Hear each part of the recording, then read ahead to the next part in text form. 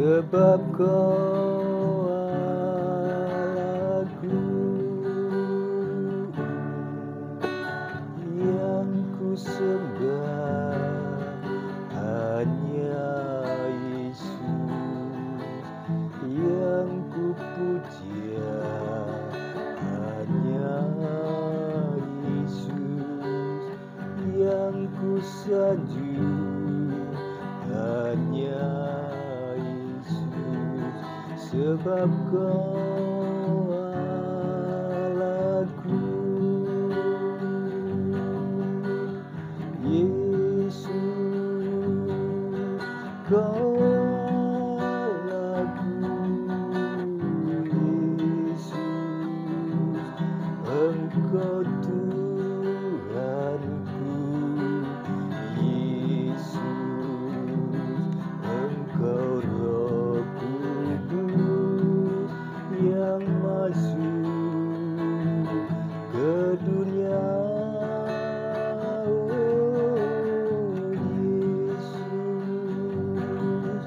Ku sembah Kau curahkan Roh Kudus-Mu, kini aku menyembah, masuk hadirat-Mu,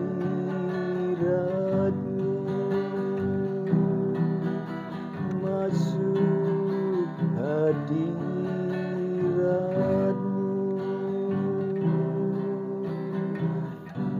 Allah Bapa kami yang di dalam kerajaan surga, yang kami kenal dalam nama-Mu Tuhan Yesus, di kesempatan yang indah ini kami boleh ada karena anugerah-Mu, kasih-Mu, lingkupan-Mu yang melimpah dalam hidup kami. Tuhan, saat ini kami akan memberitakan Tuhan kebenaran firman-Mu. Kiranya Tuhan hikmat-Mu, kuasa-Mu Tuhan yang berbicara lewat kami, lewat lidah dan mulut kami Tuhan. Urapi kami Tuhan Yesus, biar apa yang kami sampaikan semuanya sesuai dengan kehendak-Mu. Terima kasih Tuhan Yesus, Engkaulah Allah kami, Tuhan kami, Juru Selamat kami yang hidup. Haleluya, haleluya, haleluya. Amin. Shalom saudaraku yang terkasih di dalam nama Tuhan Yesus Kristus. Di kesempatan yang indah ini, di tahun 2022 ini, kiranya damai sejahtera Allah menyertai, melingkupi kita semuanya. Amin. Saudaraku, kesempatan yang indah ini saya akan membawakan,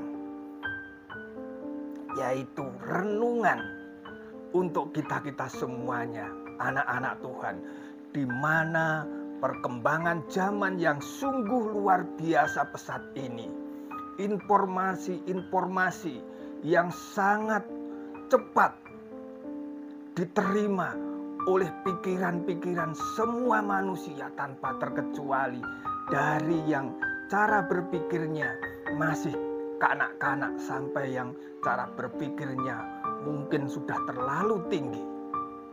Saudaraku, dari tahun ke tahun, dari zaman ke zaman, saya katakan seperti itu, pertanyaan-pertanyaan tentang kekristenan ini sering digugat oleh orang-orang yang belum mengenal Tuhan.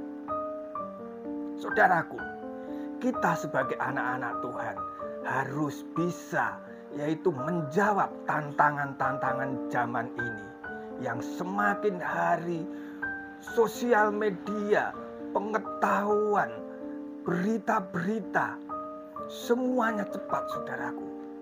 Maka dari itu, mari kita sebagai anak-anak Tuhan, kita juga harus memperlengkapi keilmuan kita, pengetahuan kita, iman kita, lebih mengerti akan kekristenan, akan kehendak Tuhan, akan maksud-maksud Tuhan di dalam kehidupan kita semuanya.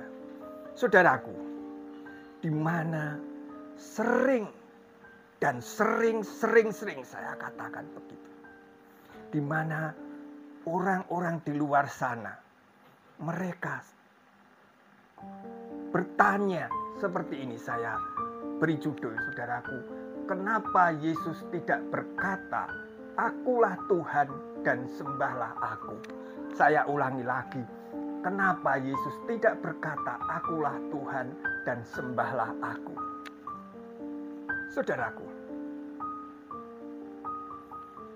bagaimanakah jawaban kita dengan pertanyaan seperti ini?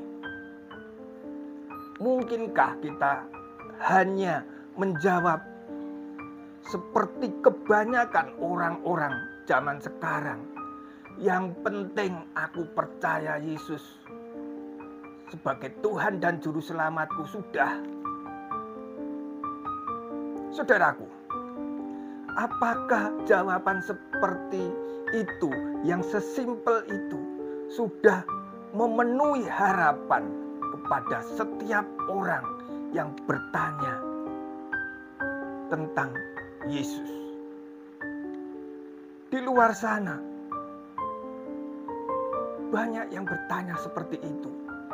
Kalau saudara juga melihat di sosial media, banyak yang mengatakan, di manakah Yesus mengatakan bahwa Dia adalah Tuhan? Di manakah Dia mengatakan, sembahlah aku? Bagaimana jawaban kita? Kadang-kadang seorang Kristen, kita semua, kalau ada suatu pertanyaan seperti itu, kita gelagapan, saudaraku. Sebab kita selama ini hanya terkungkung hanya dengan doktrin, dogma, teologi gereja kita. Kita sering hanya mendengarkan khotbah-khotbah di gereja hanya tentang kemurahan Tuhan, anugerah Tuhan, berkat-berkat Tuhan. Saudaraku, kita juga harus ingat bahwa sebelum Tuhan Yesus kembali ke surga, naik ke surga, Dia berkata apa, saudara? Tuhan Yesus mengatakan, jadikanlah semua muridku. Ya enggak? Dari Yerusalem, Yudea, Samaria, sampai seluruh ujung bumi. Bagaimanakah kita? Amanat agung ini bisa kita laksanakan kalau kita tidak bisa menjawab tantangan-tantangan zaman ini yang semakin ketat. Semakin keimanan orang, kadar iman setiap orang itu lama-lama semuanya sudah condongnya bukan kepada Tuhan lagi, tetapi kebanyakan manusia condongnya ke materi. Maka karya keselamatan Yesus itu kadang-kadang sudah kabur karena keadaan dunia ini. Maka meragukan bahwa siapakah Yesus itu. Saudaraku, mungkin saudara belum pernah ditanyai seperti itu. Mari saudaraku, kalau saudara pergi menginjil,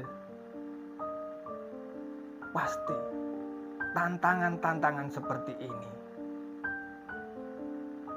banyak yang harus kita jawab dengan tuntas.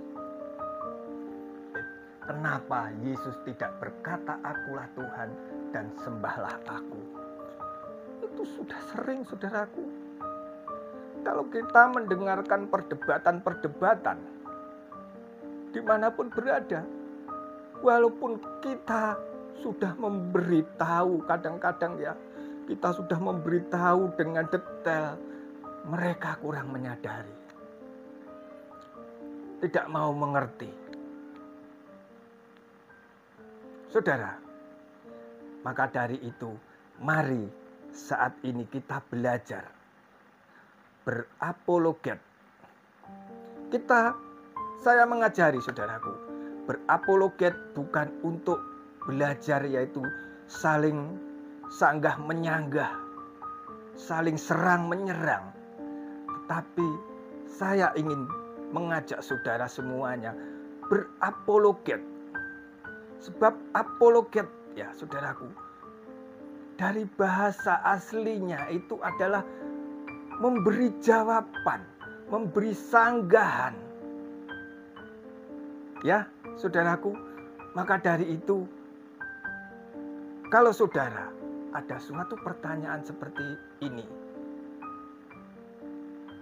yang mengatakan, kenapa Yesus, kalau Tuhan tidak pernah mengatakan sendiri, atau mengatakan, sembahlah aku, ya kan saudaraku? Maka dari itu, mari kita belajar untuk menjawab tantangan-tantangan yang seperti ini. Kita sebagai anak-anak Tuhan diajar untuk lebih lagi. Kita lebih cerdas lagi untuk menjawab semua itu. Kita jangan berpikir kita menjawab untuk orang-orang yang belum mengenal Kristen. Tetapi di balik pertanyaan-pertanyaan itu ada penunggang-penunggang gelap. Siapakah itu? Yaitu iblis. Manusia semuanya dikompor-kompori. Tanyalah, di mana Yesus itu mengatakan aku Tuhan, sembahlah aku. Maka dari itu saudaraku, kita saat ini harus bisa mengalahkan tipu muslihat iblis lewat orang-orang yang belum mengenal Tuhan. Saudaraku, kita kembali lagi di kenapa Yesus tidak berkata, "Akulah Tuhan dan sembahlah aku." Mari kita belajar. Kalau ada suatu pertanyaan seperti itu, saudara tidak usah, waduh, gimana jawabannya? Kita gelagapan, wah, yang penting aku percaya. Sebab pendeta saya belum pernah memberitahu saya untuk menjawab seperti itu. Jangan seperti itu, saudara. Mari saat ini kita belajar. Kalau ada pertanyaan seperti ini, kita harus menjawab dengan telaten, dengan pelan-pelan, dengan penuh kerendahan hati, supaya orang yang mendengarkan, oh ternyata seperti itu ya. Jangan kita memberi suatu jawaban itu dengan secara ngotot-ototan. Kadang-kadang banyak orang Kristen, kalau ada suatu pertanyaan seperti ini, dia tidak jawab, malah kebanyakan dia malah ganti menyerang.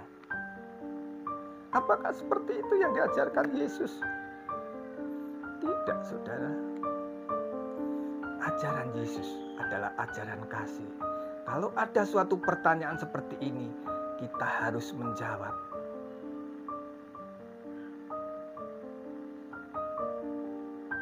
Kita sebagai anak-anak Tuhan harus belajar dulu iman kita, pengetahuan kita, itu seperti kanak-kanak, kita harus naik lagi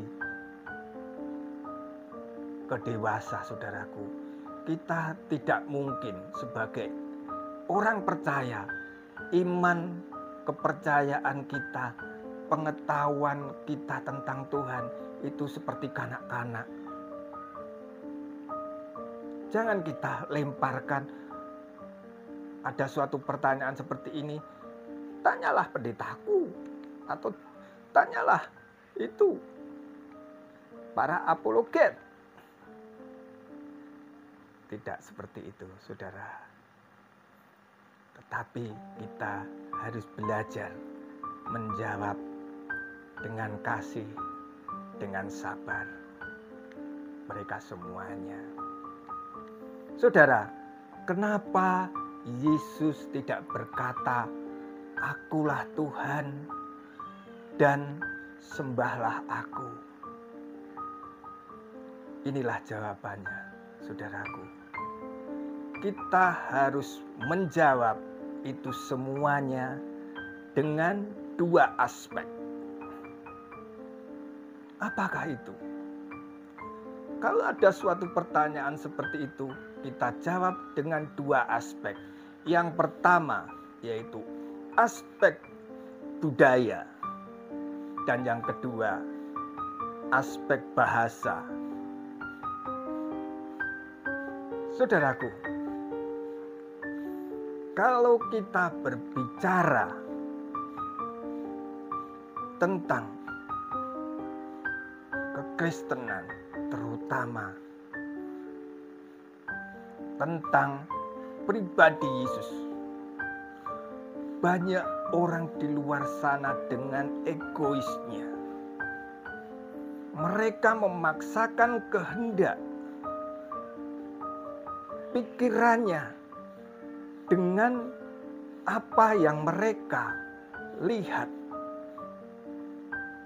Tetapi apakah seperti itu yang diinginkan di dalam firman Tuhan?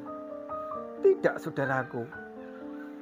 Kita memahami suatu teks-teks Alkitab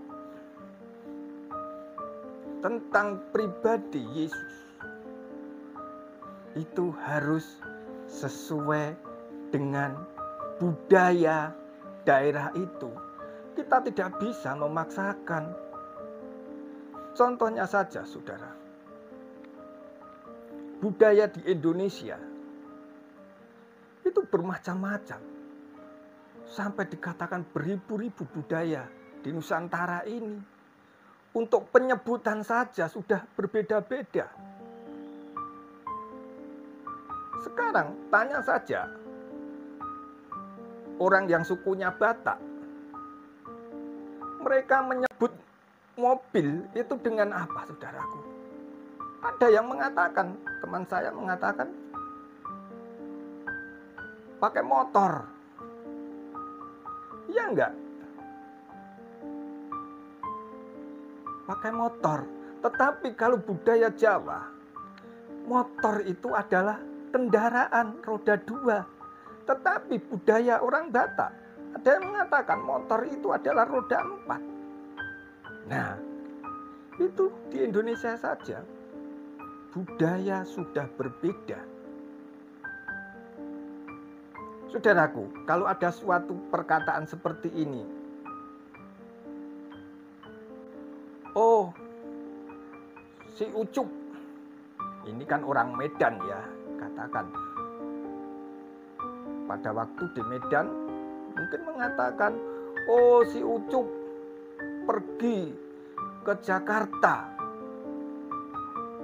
dengan 3 orang temannya naik motor. Kalau kita cerna dengan budaya Jawa, masuk akal enggak?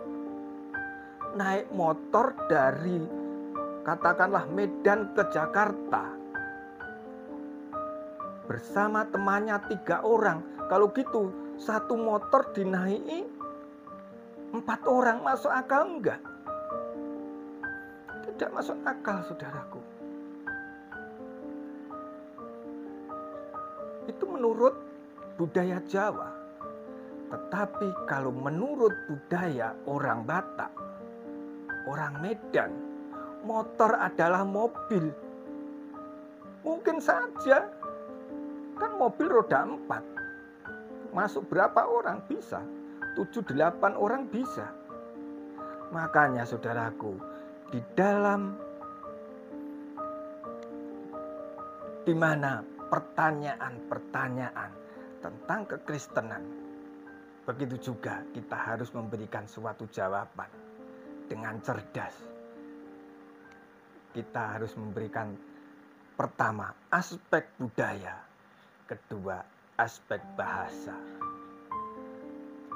Saudara, seperti tadi saya katakan, banyak orang di luar sana memaksakan pemikirannya, kehendaknya tentang iman, tentang pemahaman agama lain dengan cara berpikirnya, dengan agamanya. Maka jadinya tidak nyambung.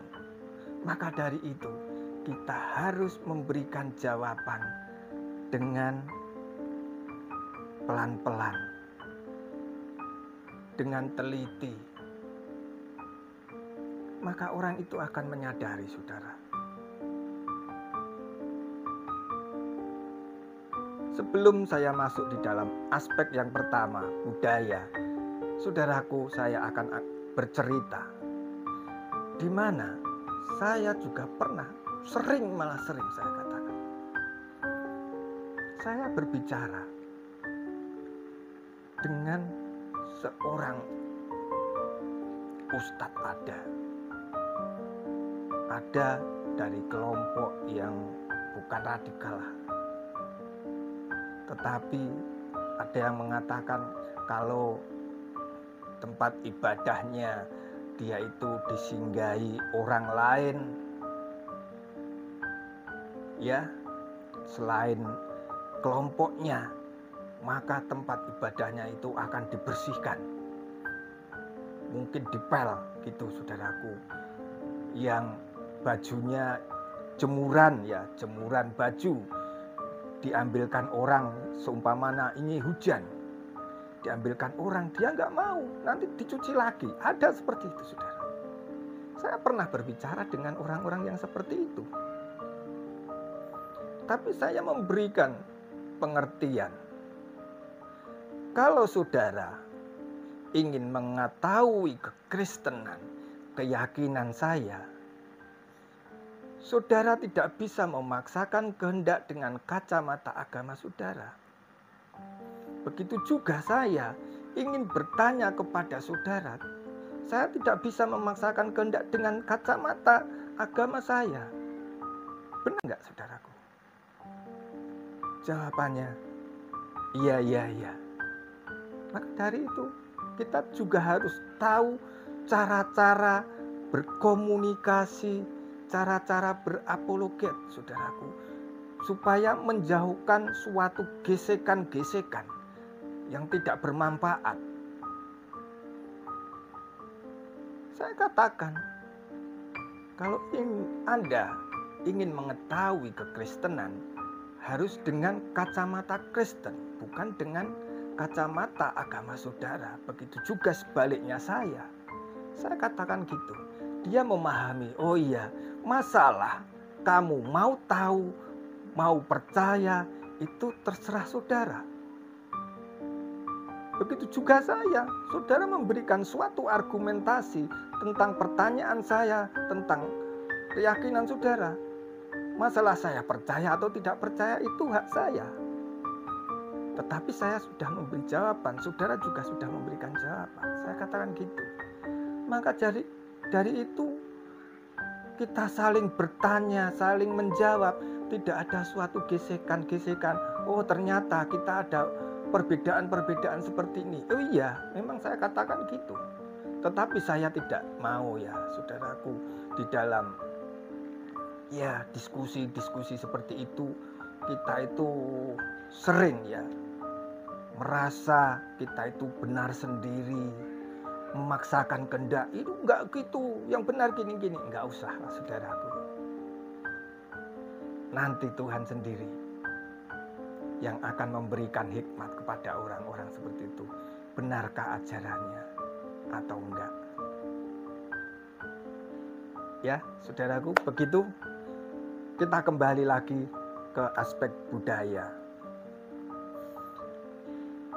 Kalau ada orang yang bertanya, kenapa Yesus tidak berkata bahwa Dia Allah, bahwa Dia Tuhan dan sembahlah aku. Saudaraku, aspek budaya kita harus paham.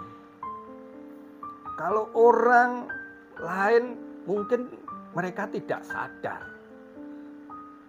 tidak mau tahu. Kok katanya seperti ini, tidak ada di dalam Alkitab mengatakan, akulah Tuhan, sembahlah aku, tidak ada. Tetapi kita sebagai orang Kristen juga harus tahu lewat aspek budaya bahwa budaya Yesus, saya katakan ya, Yesus hidup di dalam budaya Yahudi. Jadi jangan kita berpikir Yesus dengan budaya orang Indonesia. Kita berpikir Yesus dengan budaya Jawa. Yesus dengan budaya Betawi. Yesus dengan budaya Sunda. Atau dan lainnya, saudaraku. Tetapi kita harus tahu aspek budaya bahwa Yesus lahir, hidup itu di dalam budaya orang Yahudi. Kita harus tahu, saudara. Orang Yahudi sangat dan sangat menghormati, mentaati akan hukum-hukum Tuhan, hukum-hukum Taurat, saudaraku. Sampai dikatakan, kalau salah satu orang berbuat atau melanggar dari salah satu hukum Taurat itu, 10 hukum Taurat, saudaraku, mereka semuanya salah, saudaraku. Sudah melakukan suatu kesalahan keseluruhannya. Walaupun contohnya, jangan mencuri. Kalau mereka melakukan suatu pencurian, mereka sudah termasuk melakukan pelanggaran dari ke-10-10-nya ini. Maka dari itu kita harus paham budaya-budaya Yahudi ini. Saudaraku, kita juga harus tahu sejak dahulu kala dari nenek moyang mereka sampai sekarang, budaya Yahudi, kalau kita orang-orang Kristen pasti sudah tahu semuanya ya, bahwa saat Nabi Musa,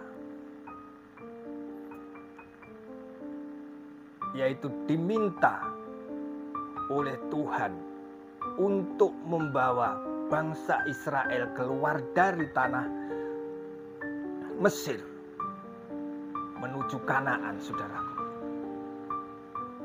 Di situ Musa, mereka berbicara, bagaimanakah Tuhan, aku akan membawa bangsa ini, bangsa yang besar ini. Nanti kalau ada suatu pertanyaan, siapa yang menyuruh aku? Apa jawaban aku? Itulah pertanyaan Musa.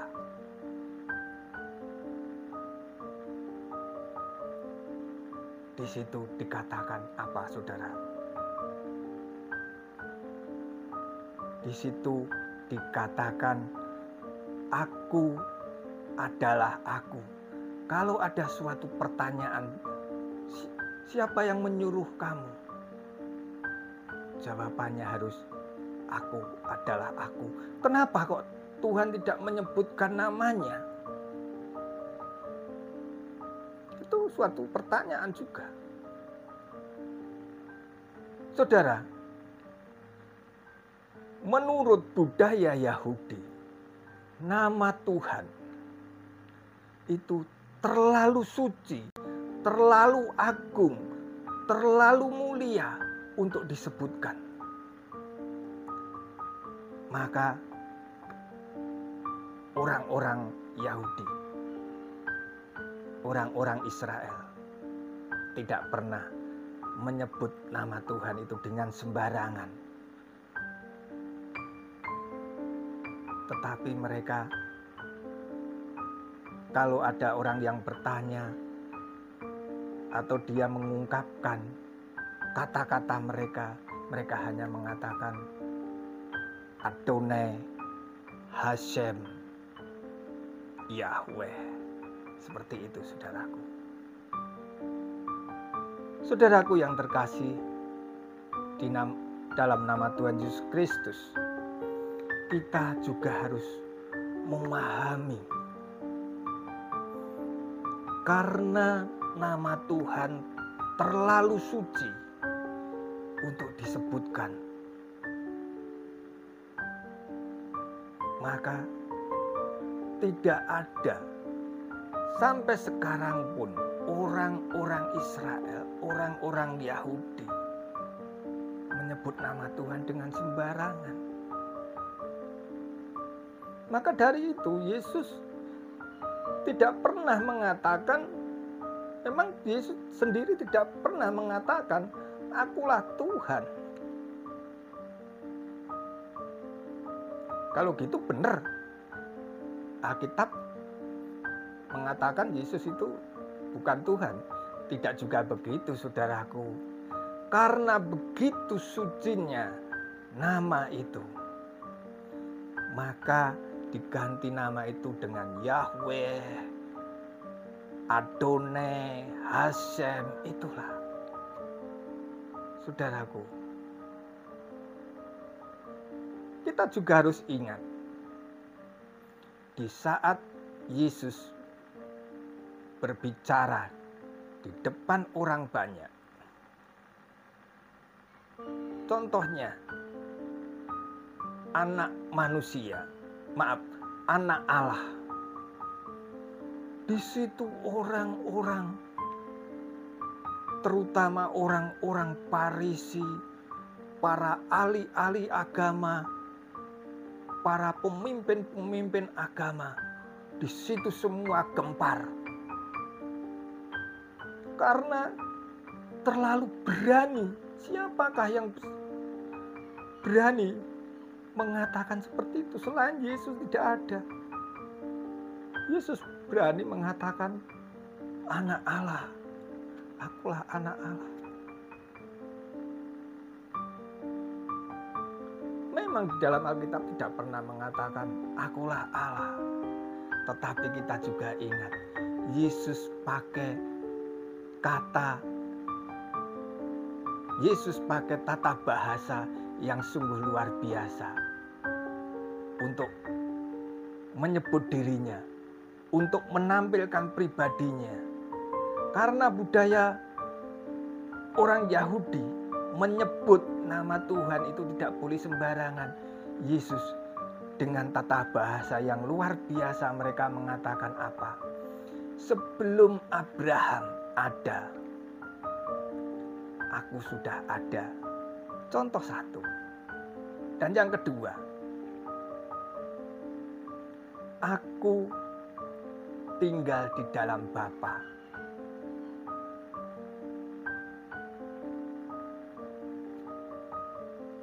Aku dan Bapa satu. Kalau seperti itu, siapakah dia ini? aku dan Bapa adalah sama. Kalau gitu Yesus sendiri adalah Tuhan. Memang karena dari budaya Yahudi tidak boleh mengatakan nama Tuhan, nama Allah itu dengan sembarangan. Yesus memakai istilah-istilah seperti itu. Maka terjadilah kegemparan, saudaraku, di mana orang-orang Yahudi paham bahwa dikatakan aku dan Bapa adalah satu. Kalau gitu kamu itu sudah mengaku bahwa kamu itu adalah Allah, engkau adalah Tuhan. Sebelum Abraham jadi, aku sudah ada. Itu siapa? Kalau bukan Tuhan sendiri. Makanya orang-orang Israel yang tidak mau mendengar akan kebenaran Yesus Kristus ini, mereka mau merajam Tuhan Yesus dengan batu. Mereka mau membunuh. Itulah yang terjadi, saudaraku. Itulah dari aspek budaya. Sebab budaya Yahudi untuk menyebut nama Tuhan itu tidak sembarangan. Menyebut namanya saja itu tidak boleh dengan sembarangan. Kata-kata itu, nama itu terlalu suci. Itulah yang pertama, aspek budaya. Dan yang kedua, aspek bahasa atau linguistik. Saudaraku, kalau kita membaca Alkitab dengan terjemahan bahasa Indonesia, saudara tidak akan menemukan, bisa dikatakan seperti itu, tidak akan menemukan seperti pertanyaan yang tadi. Kenapa Yesus tidak berkata, akulah Tuhan, sembahlah aku? Di dalam bahasa Indonesia. Begitu juga orang Kristen mencari-cari tidak akan tahu, tidak ada jawaban Yesus, akulah Tuhan, sembahlah aku, memang tidak ada.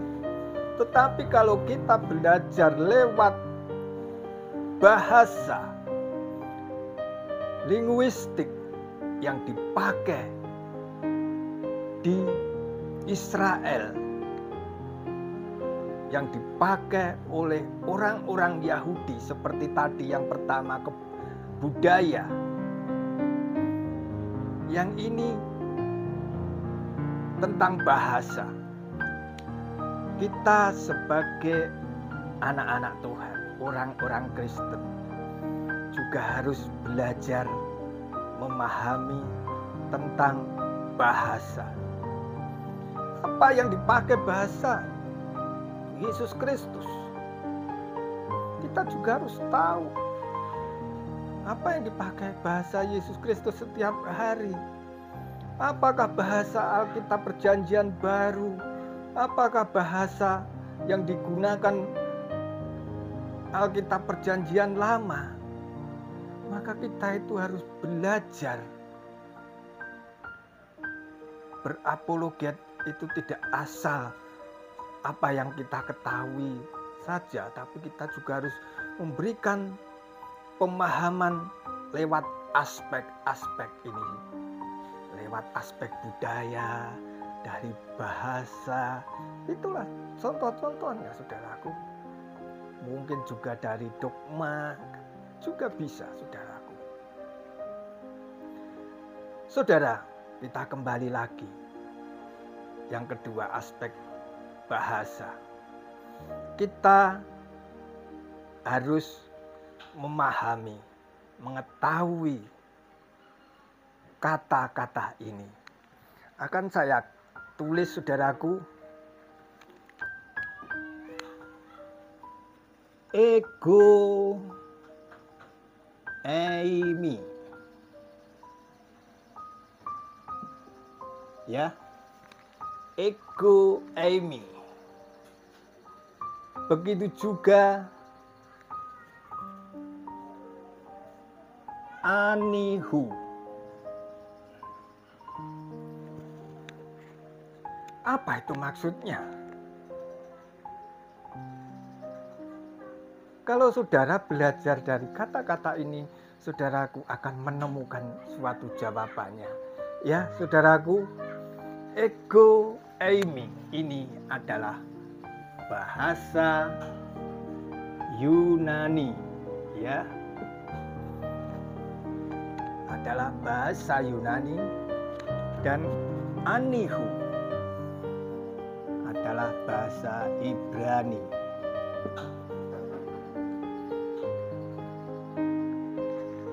Saudaraku yang terkasih dalam nama Tuhan Yesus Kristus, kenapa saya menuliskan ego eimi juga anihu?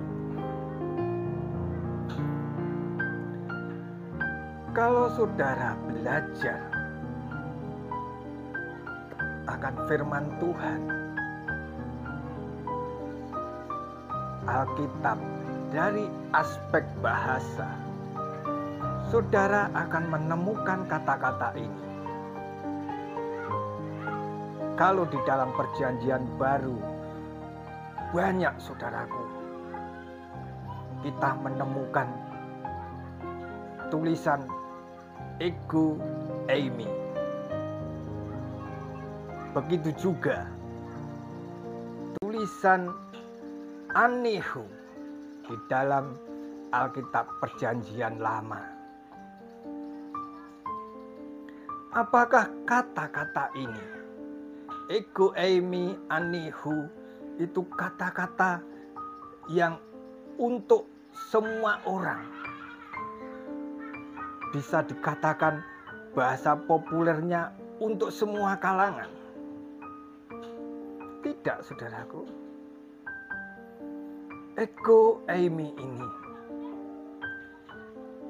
karena tadi saya katakan dari aspek budaya, orang Yahudi tidak boleh menyebut nama Tuhan dengan sembarangan. Kalau Tuhan berbicara,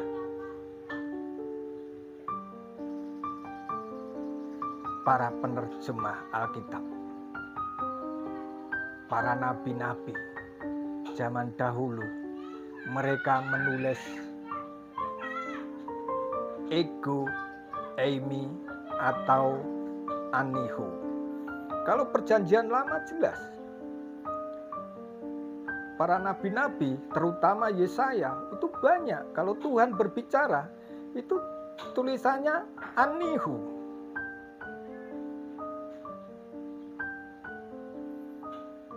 Artinya apa? Aku. Kalau bahasa Inggris, I am. Ya, aku ini anihu. Ini untuk penyebutan Tuhan. Jadi tidak sembarang. Kita tidak bisa. Seumpamanya pakai bahasa Ibrani. Kita terus, contohnya saya, anihu. Kan I am, saya. Itu tidak bisa, saudaraku.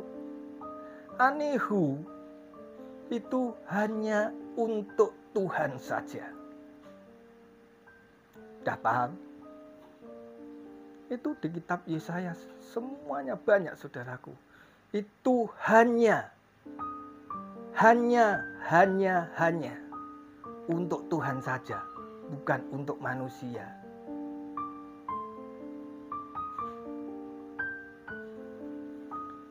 Dan yang kedua, ya, ego eimi. Kata-kata ego eimi kita mendapati terutama di dalam kitab Yohanes. Itu terlalu banyak, saudaraku. Ego eimi. Itu artinya apa?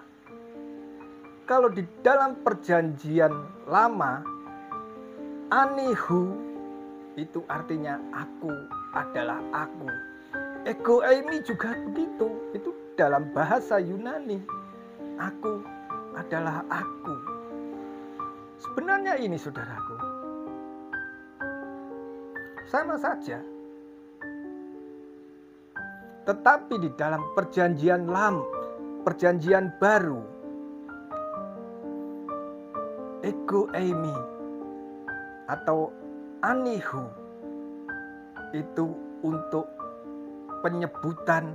Begitu juga Yesus menyebut dirinya dengan ego eimi atau di dalam bahasa Ibrani anihu. Jadi Yesus itu tidak secara langsung mengatakan seperti orang Indonesia, akulah Tuhan, sembahlah aku. Kalau kita menelisik dari tata bahasa, bahasanya orang-orang Ibrani sana, artinya ini, ego eimi itu artinya ya juga anihu. Anihu juga artinya ego eimi, sama, aku adalah aku. Makanya kalau kita itu mendengar Yesus itu mengatakan bahwa sebelum Abraham jadi, aku sudah ada. Itu sungguh perkataan bukan sembarangan orang bisa mengatakan seperti itu. Mari kita baca pakai bahasa Yunani. Di situ dikatakan prin Abram genestai ego eimi. Saya ulangi lagi, prin Abram genestai ego eimi. Ya itu artinya, sebelum Abraham ada, aku sudah ada.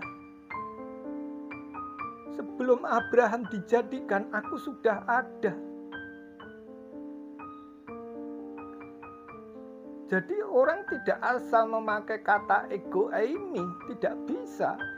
Itu hanya Allah sendiri, hanya Tuhan sendiri yang banyak pakai kata ego eimi atau anihu.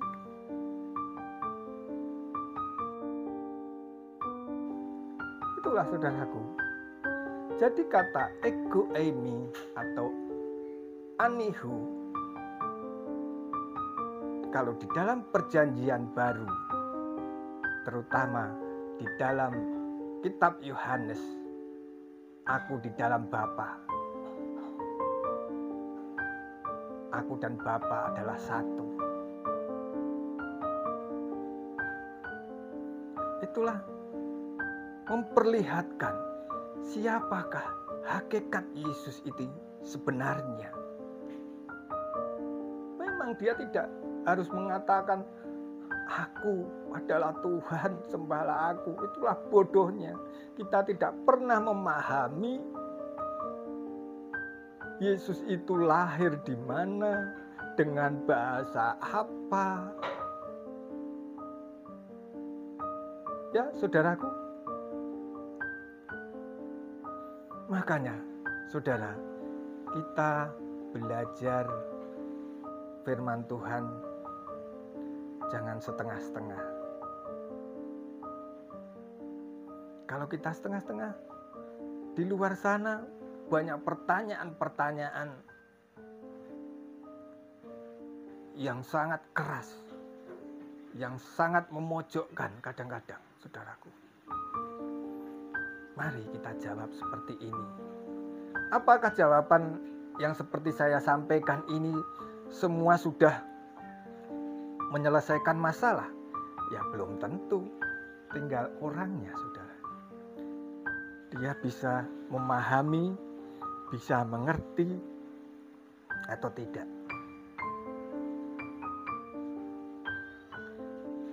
Saya punya teman, walaupun ya sudah saya beritahu seperti ini, dia juga memahami, mengerti. Oh, ternyata seperti itu ya. Jadi tidak ada suatu perdebatan. Kalau saya katakan, masalah orang itu mau bertobat, itu hanya karena kuasa Roh Kudus, bukan karena kepintaran kita untuk menyampaikan suatu pendapat dari Alkitab. Masalah orang itu mau menerima Yesus, oh ternyata seperti ini toh kebenarannya.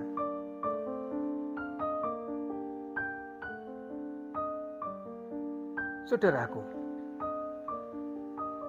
kita kembali lagi ke ego eimi dan anihu.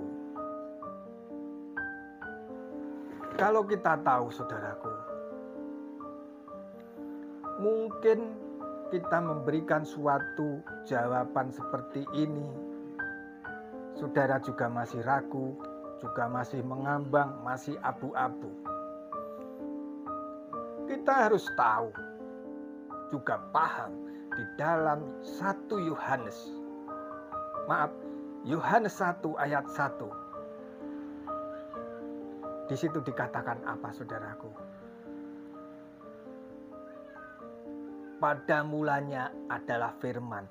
Firman itu bersama-sama dengan Allah, dan firman itu adalah Allah. Yesus adalah firman itu sendiri. Yesus itu ego eimi. Yesus itu anihu. Yesus itu aku adalah aku. Jadi kalau kita mencari di dalam bahasa Indonesia, mungkin sampai dikatakan, mungkin ungkapan orang-orang zaman dahulu ya, dikatakan sampai rambutmu ubanan, nggak akan ketemu. Tetapi kalau kita mau belajar tentang bahasa aslinya, saudara baru memahami juga, mungkin saudara tidak akan menemukan juga mengatakan di mana Yesus dikatakan akulah Tuhan, sembahlah aku, tidak ada. Tetapi kita juga harus memahami, kita kembali lagi, budaya dan bahasa. Jadi jangan kita berpikiran budaya Yesus, perkataan Yesus itu diterjemahkan secara letterlek, secara harfiah dengan budaya kita. Makanya tidak nyambung. Seperti budaya tadi saya katakan yang di depan tadi.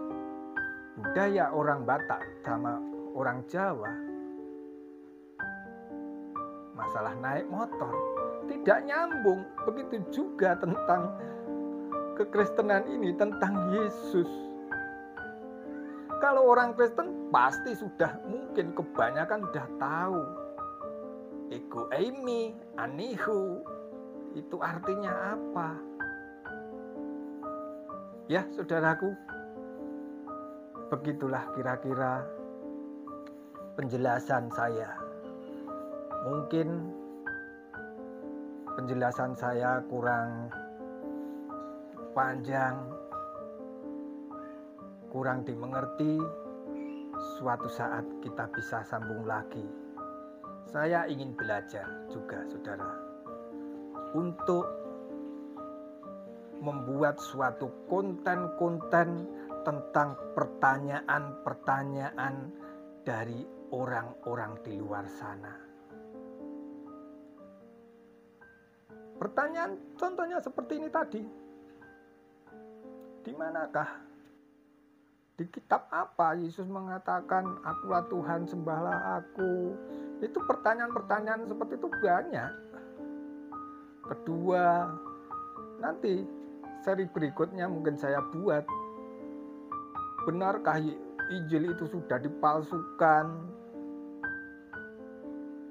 Benarkah Yesus itu disalib? Kan seperti itu. Dan satu lagi, saudaraku, kita kembali di dalam topik kita. Kadang orang-orang di luar sana tidak menyadari, tidak memahami malahan malah tidak mengerti kenapa Yesus itu sampai disalib. Iya enggak? Orang-orang di luar sana tidak tahu masalahnya apa.